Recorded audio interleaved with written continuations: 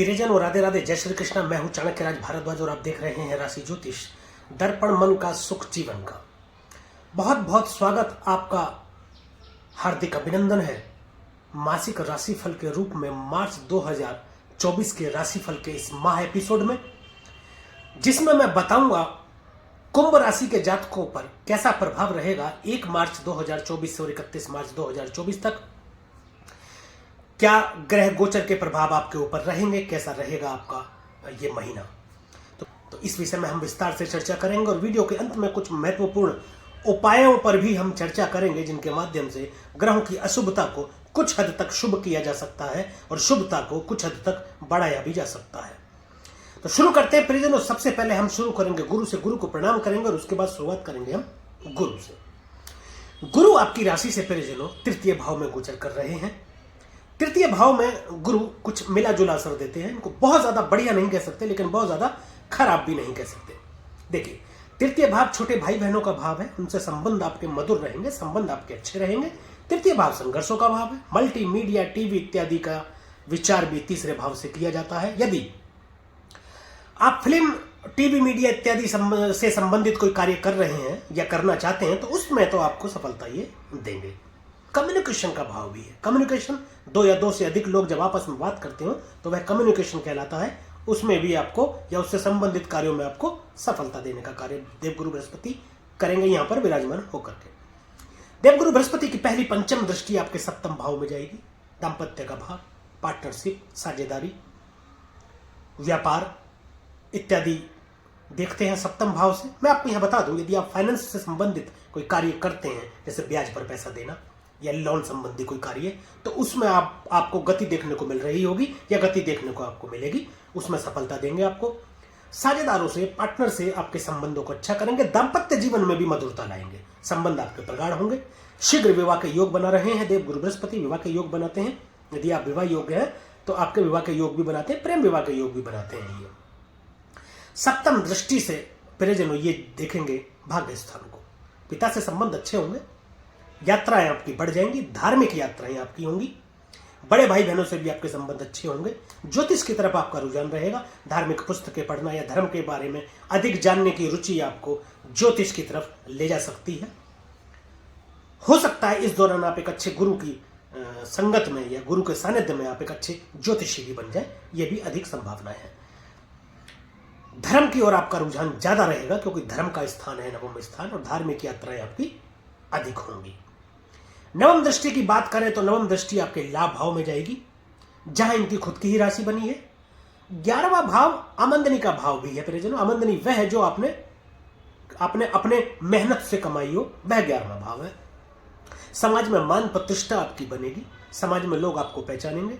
आप किसी संस्था या किसी ग्रुप, टीम का नेतृत्व भी कर सकते हैं। बड़े बुजुर्गों का आपको आशीर्वाद मिलेगा।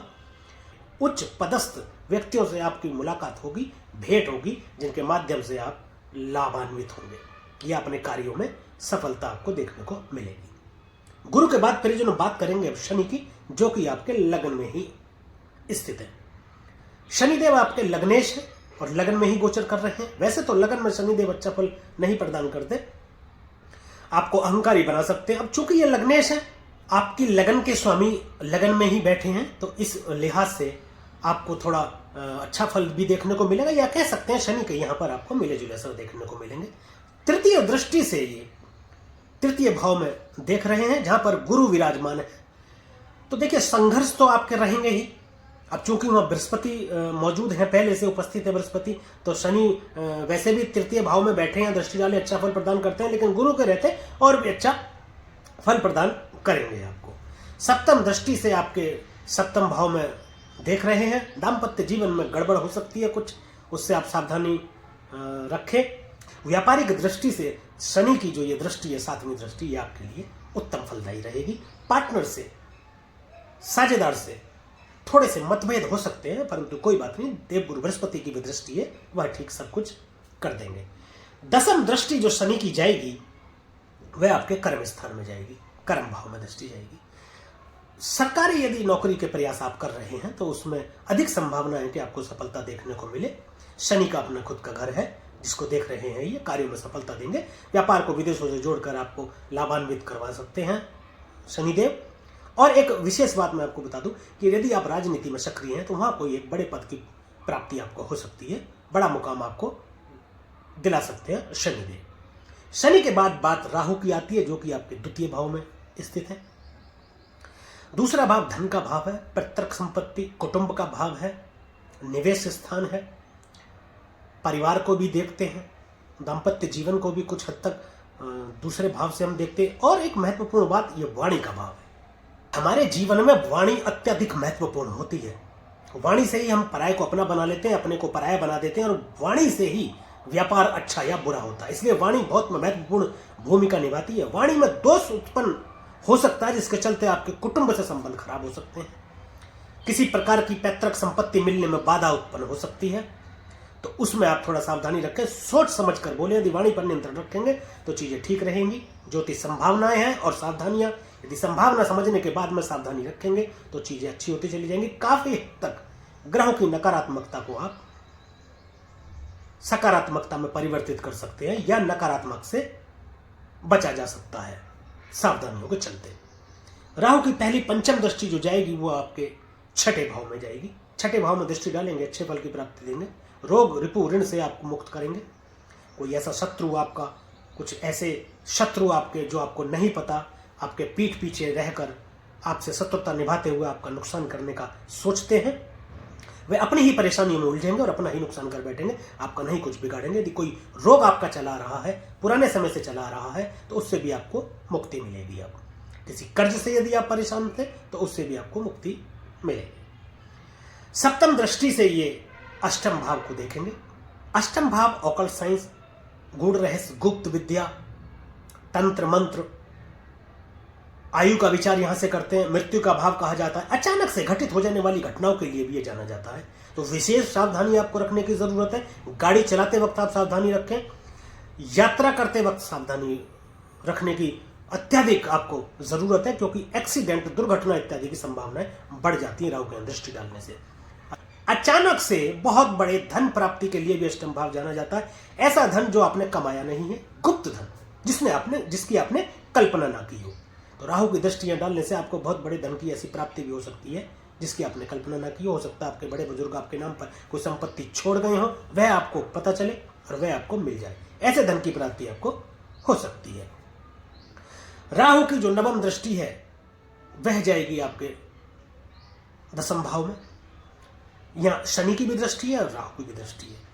तो शनि और राहु आपस में मित्र कहलाते हैं। दसम भाव में दृष्टि डालने से राहु आपको विदेश यात्रा करा सकते हैं। व्यापार को अप्रत्याशित बढ़ा देंगे, इतना बढ़ा देंगे कि आपने कल्पना भी नहीं की होगी। पिता से मतभेद आपके हो सकते हैं, उसमें आप सावधानी रखें। लेकिन विदेश यात्रा आपको करा देंगे, आपके व्यापार को विदेश से जोड़ करके अत्यधिक लाभ की स्थिति उत्पन्न करेंगे। और एक विशेष बात, जैसा कि मैंने शनि के विषय में भी बताया था कि यदि आप राजनीति में सक्रिय हैं तो बहुत बड़े पद की आपको प्राप्ति करा सकते हैं। राहु इतने बड़े पद की प्राप्ति आपको करा सकते हैं कि मंत्री पद तक आप जा सकते हैं। राहु के बाद अब बात केतु की करते हैं। केतु आपके अष्टम भाव में विराजमान है। अष्टम भाव में केतु कारक कहे जाते हैं, परंतु केतु डिटैचमेंट का कारक भी है। परंतु ये डिटैचमेंट आपके लिए अच्छा हो सकता है। जहां से आयु का विचार करते हैं, मृत्यु का भाव कहते हैं, तो वहां से डिटैच करेंगे नहीं, आपको दूर रखेंगे। धार्मिक यात्राएं हो सकती है। ऑकल्ट साइंस का भाव है अष्टम भाव, तो आपका रुझान ज्योतिष की तरफ बढ़ेगा। आप अच्छे ज्योतिषी हो सकते हैं इस दौरान, और गूढ़ रहस्यों की तरफ जा सकते हैं, गूढ़ विद्या की तरफ जा सकते हैं, तंत्र मंत्र की तरफ आप जा सकते हैं। बहुत अधिक संभावना है कि इस दौरान आपको अचानक से एकदम से कोई गुरु मिल जाए और वह आपको ज्योतिष विज्ञान का ज्ञान दे, जिसकी वजह से आप अच्छे ज्योतिषी बन जाएं। अब बात करेंगे परिजनों बाकी ग्रहों की। सबसे पहले हम बात करेंगे सूर्य की। सूर्य भी आपके लगन में स्थित है। देखिए, सूर्य के अंदर ना अग्नि बहुत है। हालांकि ये आत्मविश्वास में आपको वृद्धि करेंगे कि राजा जैसा आप जीवन जिएंगे, परंतु आप राजा जैसा समझने भी लगेंगे अपने आप को, जिससे आपके अंदर अहंकार की स्थिति आ सकती है। ऐसा हो सकता है कि आप अहंकारी हो जाए, जिससे आपको यह लगे कि मेरी बात मानी जानी चाहिए, मैं तो राजा हूं, जो मैं बोल रहा हूं वही सही है। ऐसी स्थिति उत्पन्न आपके अंदर हो सकती है। इससे आपको बचने की जरूरत है, क्योंकि कई बार यह स्थिति आपको कष्टकारक हो सकती है आपके लिए। तो ऐसी स्थिति से आप बचें। आप देखिए, सप्तम भाव के स्वामी बनकर के लगन में बैठ गए, सप्तम भाव में दृष्टि भी डाल रहे हैं, तो दाम्पत्य जीवन में भी थोड़े से मतभेद हो सकते हैं।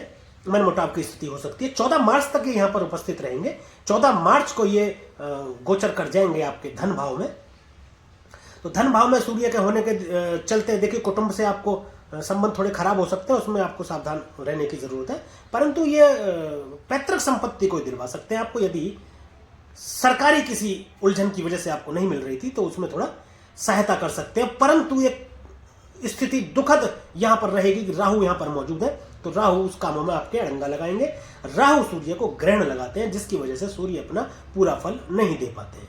तो यहां पर स्थिति सूर्य की ज्यादा अच्छी नहीं रहेगी। वाणी दोष उत्पन्न रहेगा। वाणी पर विशेष ध्यान रखें। मैं बार बार आपको बता रहा हूं, ग्रह ऐसे इकट्ठे हो रहे हैं यहाँ पर, राहु पहले से मौजूद है, सूर्य आ जाएंगे, तो वाणी पर आप विशेष ध्यान रखें, अन्यथा बहुत बड़े किसी मुसीबत में या किसी कष्ट में आप फंस सकते हैं। सूर्य के बाद प्रियजनों हम बात करेंगे बुध की। बुध अभी तो आपके लगन में मौजूद है, लेकिन 7 मार्च को ये भी गोचर कर जाएंगे आपके दूसरे भाव में। दूसरा भाव वाणी का भाव है, बुध वाणी के कारक कहे जाते हैं। हालांकि ये वाणी के लिए अच्छे हैं बुध दूसरे भाव में, स्पष्टता लाएंगे आपकी वाणी में। परंतु एक थोड़ी सी दिक्कत यहां पर यह आ गई कि बुध दूसरे भाव में नीच के हो रहे हैं। तो नीच के हो रहे हैं, और एक और बात की राहु वहां पर मौजूद है, राहु मौजूद है, नीच के भी हो रहे हैं बुध। तो ये कोई अच्छा फल प्रदान आपको करेंगे नहीं। कुटुंब से आपके संबंध खराब हो सकते हैं वाणी के चलते, वाणी में दोष उत्पन्न होने के चलते आपके कुटुंब से संबंध खराब हो सकते हैं, और निवेश इत्यादि में भी आपको थोड़ा सा नुकसान देखने को मिल सकता है। इस पर आप थोड़ा ध्यान रखें। और एक विशेष बात, किसी भी डॉक्यूमेंट या पेपर पर साइन करने से पहले 100 बार सोचें, 100 बार पढ़ लें, उनको अच्छी तरीके से पढ़ लें, उसके बाद ही साइन करें। यदि आप उच्च अधिकारी हैं, किसी का प्रमोशन कर रहे हैं या किसी का डिमोशन कर रहे हैं, या चेक इत्यादि पर भी सिग्नेचर करते वक्त आपको बहुत अधिक सोचने की संभावना है, अन्यथा आप किसी मुसीबत का शिकार हो सकते हैं। बुध के बाद में प्रियजनों बात करेंगे हम मंगल की, जो कि आपके 12वें भाव में स्थित है। मंगल इस वक्त उच्च के चल रहे हैं, परंतु 12वें भाव में देखिए मंगल अच्छा फल प्रदान नहीं करते हैं, क्योंकि यदि जन्म पत्रिका में या जन्म कुंडली के किसी के हो मंगल 12वें भाव में, तो वह मंगल ही होता है, और दाम्पत्य जीवन को ये खराब करते हैं। सैया सुख का भाव है, उसमें आपको सावधान रहने की जरूरत है, अत्यधिक सावधान रहने की जरूरत है। हालांकि विदेश से आपको लाभ करा सकते हैं, ये प्रॉपर्टी में लाभ की स्थिति उत्पन्न कर सकते हैं ये, और आपका थोड़ा खर्च हो सकता है मेडिकल से संबंधित चीजों पर, दवाइयों इत्यादि पर हो सकता है। हॉस्पिटल का भी भाव है 12वां भाव, परंतु ये विदेश का भाव भी है, विदेशों से आपको लाभ करा सकते हैं, यात्रा के द्वारा विदेश यात्रा भी आपकी करा सकते हैं। मंगल के बाद हम बात करेंगे परिजनों शुक्र की। शुक्र क्या है? शुक्र 7 मार्च को आ जाएंगे आपके लगन में। अब देखिए लगन में यहां पर सूर्य भी हैं, शनि भी हैं, और शुक्र भी आ जाएंगे। तो शुक्र और सूर्य का मेल अच्छा नहीं कहा जाता, और शुक्र और शनि का मेल भी अच्छा नहीं कहा जाता है। परंतु ये आपके लगन में स्थित रहेंगे तो आपका ऑरा इतना बढ़ा देंगे, यानी कि आपको आकर्षक बना देंगे, अट्रैक्टिव बना देंगे। देखिए हर ग्रह अपना प्रभाव तो देगा, वो एक अलग बात है कि किसी ग्रह के प्रभाव में है तो वहां से नेगेटिविटी आ जाए, परंतु अपना प्रभाव थोड़ी छोड़ेगा, अपना प्रभाव तो देगा ही।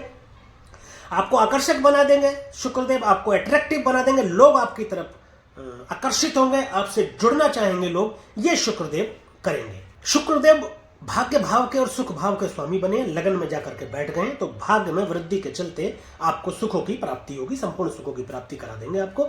तो प्रियजनों ये था कुंभ राशि के जातकों के लिए मासिक राशिफल के रूप में मार्च 2024 का राशिफल। और एक महत्वपूर्ण बात मैं आपको बता दूं कि अंतिम निर्णय आपकी जन्म कुंडली के जन्मस्थ ग्रहों की स्थिति देख करके ही होता है। ये सामान्य गोचर फल है, तो हमारे द्वारा फलित गोचर और हमारे द्वारा बताए गए उपायों को एक बार अपने ऊपर अप्लाई करने से पहले अपनी जन्म कुंडली का एक अच्छे और सच्चे ज्योतिषी से विश्लेषण अवश्य करा लें, उसके बाद ही इन उपायों को अपने ऊपर अप्लाई करें। यदि आप हमसे अपनी जन्म कुंडली का विश्लेषण कराना चाहते हैं तो डिस्क्रिप्शन में मोबाइल नंबर और ईमेल आईडी मौजूद है, आप संपर्क कर सकते हैं, हमारी टीम आपको सही दिशा निर्देश देगी। अब बात प्रियजनों कुछ उपाय की कर लेते हैं। शनि की आप उपासना करें, शनिदेव के मंदिर जाएं, शनि की आराधना करें, और आप प्रत्येक मंगलवार यदि हनुमान जी के मंदिर में जाकर हनुमान चालीसा का पाठ करते हैं तो आपको उत्तम फलों की प्राप्ति होती रहेगी। शनिवार को आप महाकाली की पूजा भी कर सकते हैं, महामृत्युंजय मंत्र का जाप भी कर सकते हैं, आपको उत्तम फलों की प्राप्ति होगी। फिर यदि ये वीडियो आपको अच्छा लगा हो, यदि दी गई जानकारी से आप संतुष्ट हो, तो कृपया वीडियो को लाइक करें, शेयर करें और कमेंट करके हमें जरूर बताएं कि हमारे द्वारा फलित गोचर आप पर कितना प्रभावी है। और हमारे चैनल को सब्सक्राइब करें तथा बेल आइकन बटन दबाना बिल्कुल भी ना भूलें, ताकि इसी प्रकार की और भी महत्वपूर्ण जानकारियां आप तक समय पर पहुंचती रहें। आज के लिए अभी के लिए बस इतना ही। मुझे दीजिए आज्ञा। मिलेंगे अगली वीडियो में एक और राशि के विषय में चर्चा करेंगे मार्च 2024 के राशिफल की। तब तक के लिए प्रियजनों, राधे राधे, जय श्री कृष्णा। और आप देखते रहिए राशि ज्योतिष, दर्पण मन का, सुख जीवन का।